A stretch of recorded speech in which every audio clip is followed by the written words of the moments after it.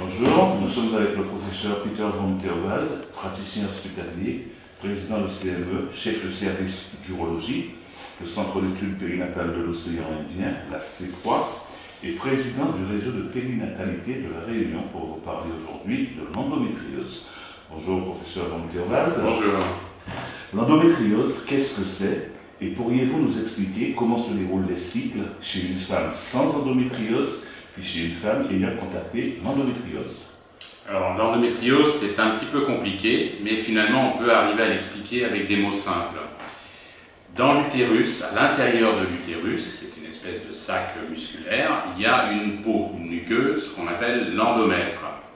Et cette muqueuse, normalement, au long du cycle, elle grossit, et à un moment donné, atteint une certaine taille, elle va se décrocher, elle va tomber, et ça va être les règles. Ça va s'extérioriser par le vagin. L'endométriose, c'est que pour une raison qu'on ignore, il y a des choses qu'on ignore encore en médecine, on ne sait pas tout malheureusement, on aimerait bien. Pour une raison qu'on ignore, des morceaux de cette muqueuse se sont mis à pousser ailleurs que dans l'utérus. Ça peut pousser dans les ovaires, ça donne des kystes d'endométriose, ça peut pousser sur les intestins, sur l'intérieur de la paroi abdominale, sur la vessie, sur le rectum, etc. Et à ce moment-là, à chaque fois que la patiente va avoir ses règles et va saigner vers l'extérieur, ça va saigner à l'intérieur, ça va créer des gros hématomes qui vont éclater, qui vont faire très mal, et donc ça donne des douleurs lors des règles, mais ça va aussi abîmer les trompes, les ovaires, et donc ça peut poser des problèmes d'infertilité. Et enfin, tous ces hématomes à l'intérieur du ventre, vous imaginez bien que lorsque cette femme elle a des rapports, elle va avoir des rapports douloureux, très douloureux, parfois elle ne peut plus avoir de rapport du tout. Et ça, c'est les trois maîtres symptômes de l'endométriose: la douleur pendant les règles, les douleurs pendant les rapports et l'infertilité. Donc vous avez un peu expliqué ma deuxième question qui était quels en sont les symptômes. Voilà. Pouvez-vous nous expliquer ce processus inflammatoire? C'est ce que vous avez décrit à l'instant. Alors oui, il y a cette muqueuse qui s'est implantée là où elle n'aurait pas dû, et ça crée un phénomène de rejet par l'organisme qui se traduit par une inflammation, une lutte de l'organisme contre quelque chose qui n'est pas à sa place, hein, qui peut être une infection ou une endométriose, et ça crée plein de cicatrices. Les cicatrices, c'est de la fibrose, c'est des cordons durs, des nodules durs comme de la couenne, et qui attirent tous les organes qui vont coller ensemble et qui vont générer bien sûr de la douleur. Pourquoi ne parle-t-on pas d'endométriose avant les années 2010-2020? Alors ça c'est pas vrai, 2010 c'est un petit peu exagéré. Avant les années 80, on avait du mal à parler d'endométriose parce qu'il n'y avait pas d'examen qui permet de la mettre en évidence. Il n'y avait pas non plus la chirurgie par les petits trous, donc il fallait ouvrir un ventre et tomber sur un ventre vraiment plein de lésions.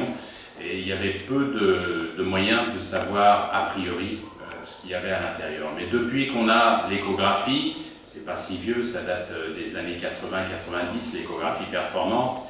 Depuis qu'on a l'IRM, ça aussi c'est des années 90, c'est pas vieux du tout pour les gens qui sont de ma génération. Eh bien, on peut avoir une idée de ce qui se passe dans le ventre sans avoir à l'ouvrir. Et en même temps, on a une chirurgie par des petits trous qui ne nécessite pas d'ouverture en grand du ventre, et ça permet de regarder comme à travers un trou de serrure à l'intérieur du ventre et voir s'il y a de l'endométriose ou pas, voir où elle se situe et même de la détruire. Donc, tant qu'on n'avait pas ça, c'est vrai que la prise en charge de l'endométriose était difficile et le diagnostic était difficile. Maintenant, on a plus d'outils qui sont pas tous à 100%, mais qui permettent quand même, sur un faisceau d'arguments, d'avancer rapidement dans le diagnostic. Quelle différence fait-on entre les différents stades 1, 2, 3 et 4? Le stade 1, c'est un stade extrêmement léger avec très peu de lésions. Le stade 2, c'est un stade où il y a un peu plus de lésions, plus étendues. Le stade 3, c'est quand vraiment tout le pelvis est atteint. Et le stade 4, c'est quand l'endométriose s'enfonce en profondeur dans les organes, sur le rectum, sur le vagin, sur les intestins, sur les urtères, enfin sur tous les organes de voisinage, la vessie. Et là, c'est le stade 4. À quel âge conseillez-vous la première visite gynécologique pour une adolescente qui a des premières règles très douloureuses? Alors, il y a deux grandes causes aux règles douloureuses chez les adolescentes. Soit c'est un mauvais fonctionnement de l'axe hormonal, soit c'est une endométriose. C'est les deux principales. Je ne dis pas qu'il n'y en a pas d'autres, mais c'est les deux principales. Lorsque une adolescente a des douleurs de règles qui l'obligent à manquer l'école de façon répétée, il faut la prendre au sérieux. Ça ne veut pas dire c'est le lot de toutes les femmes, souffre en silence ma cocotte. Non, ça c'est pas bien. Il faut, à ce moment-là, si vraiment ça amène à un absentéisme scolaire, il faut l'emmener voir un médecin qui va très probablement essayer d'éliminer la cause de l'immaturité de l'axe de sécrétion hormonale en lui donnant une pilule qui va la régler parfaitement. Si sous ce traitement les douleurs persistent, c'est que c'est probablement une endométriose et qu'il faut voir un spécialiste de l'endométriose. À quel âge conseillez-vous la première visite pour une adolescente que je viens de poser? Et quels examens sont possibles pour le diagnostic de l'endométriose et à partir de quel âge? Alors, les examens possibles pour l'endométriose dès tout jeune, c'est l'échographie, mais pas par voie vaginale chez les femmes qui n'ont pas encore eu de rapport, et l'IRM, ça c'est possible à tout âge, il n'y a aucun problème. Ensuite, pour aller plus loin, on peut très bien, et ça nous arrive souvent, faire une célioscopie, c'est-à-dire un examen sous anesthésie générale où on fait un petit trou dans le nombril d'1 centimètre, on passe une fibre optique pour regarder à l'intérieur du ventre. C'est le meilleur examen pour faire le diagnostic, mais ça nécessite une anesthésie générale. Mais ça, c'est possible à tout âge. Alors, certaines femmes décrivent de très fortes douleurs, mais il n'y a parfois rien de visible sur leur imagerie. Comment explique-t-on cela? Et peut-on écarter définitivement l'endométriose ou doit-on faire d'autres examens complémentaires? Alors c'est une excellente question. C'est vrai, c'est toute la difficulté. L'imagerie qu'on a actuellement, que ce soit les radios, l'IRM et l'échographie, c'est un peu des ombres chinoises. C'est-à-dire vous mettez la patiente au milieu, vous mettez un mur là, et vous allez envoyer de la lumière et vous allez voir l'ombre sur le mur. À ce moment-là, l'échographie ou l'IRM, c'est ça, c'est l'ombre que vous regardez et vous vous demandez qu'est-ce qui a bien pu donner cette ombre-là. Hein, donc c'est quelque chose qui est assez difficile à interpréter, c'est pas quelque chose qui est clair, oui ou non, blanc ou noir. On est souvent en grisé, et les meilleures échographies, les meilleures IRM ont une pertinence de 80%, c'est-à-dire que dans 20% des cas, en gros, il y a une erreur, en plus ou en moins. On peut très bien ne rien voir sur l'IRM, et il y a des grosses lésions vraiment présentes quand même quand on fait la célioscopie, et on peut voir quelque chose, et quand on y va pour essayer de l'enlever, il n'y a rien. C'est les 20% de marge d'erreur dans les meilleures mains. Alors si c'est quelqu'un d'inexpérimenté dans l'endométriose qui fait cette imagerie, c'est beaucoup plus que 20% d'erreur. Donc oui, si on ne voit rien à l'imagerie, ça ne veut pas dire qu'il n'y a rien. Et si on voit quelque chose, ça ne veut pas forcément dire qu'il y a quelque chose.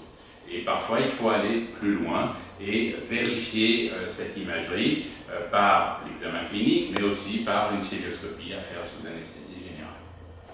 Quelles sont les différentes prises en charge possibles pour les adolescents ou pour une femme adulte? Les traitements sont les mêmes pour une adolescente que pour une femme adulte, c'est-à-dire que nous avons deux types de traitements. Nous avons le traitement médical, qui est un traitement hormonal, dont le but n'est pas d'arrêter l'endométriose, puisqu'on n'en connaît pas la cause, mais dont le but est d'arrêter les règles, parce que si ça ne saigne pas à l'extérieur, ça ne saigne pas en dedans, et donc toutes les lésions vont s'assécher et vont diminuer et régresser. Ça, c'est le traitement médical.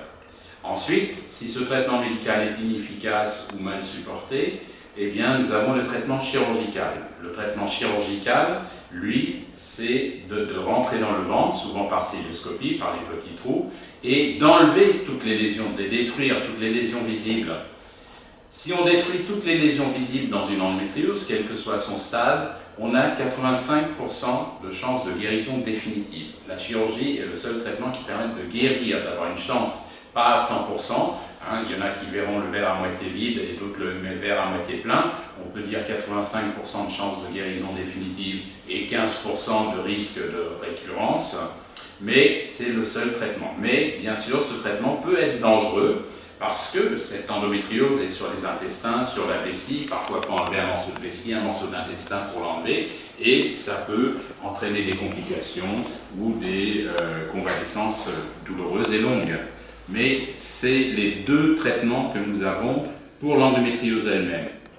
Parallèlement à ces traitements médicaux et chirurgicaux, il existe des traitements adjuvants qui sont des traitements diététiques, éviter les aliments qui génèrent, qui favorisent l'inflammation et la douleur, des traitements mécaniques, le sport, l'ostéopathie, l'acupuncture, enfin il y a pas mal de traitements tout autour qui vont améliorer la situation, qui vont permettre de réduire le seuil de la douleur et de diminuer les médicaments antalgiques et éventuellement les médicaments hormonaux qui sont nécessaires. Justement, en parlant des traitements hormonaux, ils font peur du fait de leurs différents effets secondaires. Comment répondre aux inquiétudes des femmes et des parents d'adolescentes qui sont atteintes de cette maladie? Alors, ce qu'il faut savoir, c'est que toutes les femmes sont différentes. Il n'y a pas deux femmes pareilles. Et si un traitement hormonal va pour une femme, il ne va pas forcément pour l'autre. Et s'il ne va pas pour l'une, il va peut-être aller pour l'autre. Chacun est différent. Et les effets secondaires, ils sont individuels. Et c'est des effets secondaires qui vont apparaître assez rapidement lorsqu'on commence un traitement hormonal. S'ils n'apparaissent pas au bout de 3 mois, il y a peu de chances pour qu'ils apparaissent un jour. Donc l'idée, c'est qu'il ne faut pas en avoir peur. On va essayer un traitement hormonal sur 3 mois. Au début, ça va peut-être être mal toléré. Si au bout de 3 mois, c'est encore mal toléré, c'est que ce traitement-là, il ne faut pas le reprendre. C'est quelque chose qui ne correspond pas à la personne intéressée. Donc, par touche de 3 mois, en changeant régulièrement de traitement si ça ne va pas, on finit le plus souvent par trouver un traitement qui convient parfaitement, c'est-à-dire qui supprime tout saignement et toute douleur et qui est parfaitement toléré sans aucun effet secondaire. Et c'est ce traitement-là qu'il faudra continuer pendant plusieurs mois, voire plusieurs années. Si on ne trouve aucun traitement qui est bien toléré ou efficace, à ce moment-là, il faudra se tourner vers le traitement chirurgical. Alors, en complément des traitements hormonaux, puisque vous parliez de sport tout à l'heure, des traitements hormonaux, chirurgicaux, y a-t-il d'autres moyens de soulager ces femmes dans le quotidien de tous les jours? Relations intimes, fatigue chronique, douleur abdominale persistante? Est-ce que le karaté, est-ce que la kinésithérapie, est-ce que la médecine alternative peut les aider? Ah, tout à fait, c'est très important, mais là aussi, chacun est différent. Il y en a qui vont être sensibles au sport, d'autres vont être sensibles plutôt à une approche diététique, d'autres à une approche par les plantes, par les tisanes. Il y a des tisanes qui marchent très bien à La Réunion. Moi, je ne suis pas spécialiste là-dedans, mais j'ai le retour de mes patientes qui ont essayé ces thérapies. Je pense que ça vaut le coup d'essayer. Je ne pense pas que ça soignera la maladie vraiment tout seul, mais comme traitement adjuvant, accompagnant un autre traitement qui peut-être est un petit peu lourd, qu'on va pouvoir alléger si les choses sont un peu prises en charge par un traitement adjuvant. Je pense que c'est extrêmement positif et qu'il faut essayer plusieurs choses, pas une seule, on peut trouver plusieurs choses différentes. La diététique me paraît quand même absolument essentielle. Actuellement, on consomme beaucoup trop d'hydrates de carbone. Les hydrates de carbone, c'est les sucres dans les sodas, dans les féculents, dans le riz, dans les pâtes, dans les hamburgers, dans le pain. Et ça, c'est un médicament qui nourrit l'inflammation, qui nourrit la douleur. Plus vous allez boire du sucre, manger du sucre, plus vous aurez mal. Et donc ça, c'est un premier truc qui est relativement facile à faire, c'est de limiter les hydrates de carbone. Alors, si vous me permettez, on va jouer un peu aux questions vrai-faux. Avec plaisir. L'endométriose est contagieuse, vrai ou faux? Complètement faux. Ce n'est pas contagieux du tout. Hein. C'est une muqueuse qui s'est insérée à un endroit où elle ne devait pas être, mais il n'y a aucun caractère contagieux. Les hommes peuvent être atteints d'endométriose. Alors, les hommes seront atteints d'endométriose lorsque les hommes auront un utérus. Ce qui ne me paraît pas être le cas pour l'instant, mais je ne m'occupe que de femmes, donc je ne sais pas très bien comment ça se passe chez les hommes. Il paraît qu'ils ont une prostate. Le cerveau peut être atteint. Alors, vrai ou faux? Oui, c'est vrai, mais c'est très exceptionnel. J'ai dû voir 3 cas dans une carrière de 40 ans, donc c'est extrêmement rare et ça donne des convulsions extrêmement désagréables lors des règles et ça s'opère très bien. L'endométriose a été découverte en 2010. Vrai ou faux? Non, elle est connue, elle est décrite dans l'histoire depuis l'Antiquité, hein, on est tombé dessus par hasard, mais je dirais qu'une prise en charge active, moi j'ai commencé, quand j'ai fait mes études dans les années 70, on en parlait pour ainsi dire pas, c'était mentionné mais pas du tout explicité ni décrit. On a commencé à vraiment prendre en charge l'endométriose au début des années 90, je dirais plutôt en métropole. Alors pourquoi 2010? C'est peut-être réunionnais parce qu'en 2010 sont venus s'installer ici à La Réunion plusieurs médecins spécialistes de l'endométriose et qu'on a commencé à aller voir les médias, à faire beaucoup de bruit, les associations de femmes endométriosiques nous ont beaucoup soutenus. Elles ont commencé à peu près à cette époque-là aussi, je pense. Mais j'ai déjà travaillé avec certaines associations depuis le début des années 90 en métropole. L'endométriose a un caractère héréditaire, vrai ou faux? C'est vrai. C'est vrai, lorsque vous avez une endométriose, madame, votre fille a 30% de risque d'avoir également une endométriose. L'endométriose empêche certaines femmes d'avoir des enfants, vrai ou faux? Oui, c'est un des maîtres symptômes de l'endométriose. Il y a même un bon nombre d'endométrioses qui ne donnent pas de règles douloureuses et qu'on découvre lorsque les femmes essayent d'avoir un enfant, ils n'y arrivent pas, et bien on fait des examens et on tombe sur une endométriose. Et le fait de traiter cette endométriose va généralement permettre la survenue d'une grossesse. L'endométriose est handicapante? Ah oui, c'est une maladie de la qualité de vie. Les femmes qui ont une endométriose souffrent au quotidien. C'est une douleur chronique qui désocialise. On n'a plus envie, on ne peut plus aller travailler, on ne peut plus aller à l'école, on n'a plus envie d'aller danser, on n'a plus envie d'avoir des partenaires puisque les rapports sont douloureux. On se plaint tout le temps parce qu'on a tout le temps mal, ce qui fait que les gens se détournent un petit peu. Les femmes endométriosiques finissent par être relativement isolées lorsqu'elles n'ont pas la chance d'avoir un partenaire qui les supporte, qui les aide vraiment de façon intensive. C'est vraiment une maladie de la qualité de vie très grave. On guérit de l'endométriose, vrai ou faux? Oui. Alors il y a deux façons de guérir de l'endométriose. Il y a d'attendre la ménopause. Après la ménopause, il n'y a plus de sécrétion hormonale et donc l'endométriose disparaît chez tout le monde. Mais si on veut guérir avant, eh bien, la seule solution, c'est la chirurgie. La chirurgie qui, comme je vous l'ai dit tout à l'heure, a 85% de chances de guérir cette maladie à condition que toutes les lésions visibles soient excisées, ce qui ne peut souvent être réalisé que par des chirurgiens spécialistes de cette maladie, voire plusieurs chirurgiens, parce que parfois il faut un chirurgien digestif, un urologue et un gynécologue pour opérer cette endométriose et arriver à enlever toutes les lésions. Alors, est-ce que l'endométriose, la douleur, c'est uniquement pendant les règles, ou alors je peux avoir mal toute ma vie? Alors, au départ, lorsque l'endométriose commence, c'est que pendant les règles. Lorsqu'elle s'étend et qu'elle va créer cette fibrose, ces grosses cicatrices à l'intérieur qui rétractent, qui déforment tous les organes à l'intérieur, qui empêchent l'ovulation, et bien la douleur peut être permanente, peut devenir permanente. C'est une douleur qui peut surgir à tout moment, sans prévenir? Absolument, tout à fait, oui, c'est une douleur qui peut arriver n'importe quand, qui peut persister et qui va évoluer par crise, plus forte, moins forte. Quel message souhaiteriez-vous faire passer à ces femmes qui pensent avoir peut-être l'endométriose depuis un moment, mais qui n'osent en parler car elles sont perdues dans ce désert médical, si je puis m'exprimer ainsi? Oui, je pense que ça va quand même beaucoup mieux qu'avant. Il y a beaucoup moins un désert médical, il y a de plus en plus de gens qui prennent en charge l'endométriose.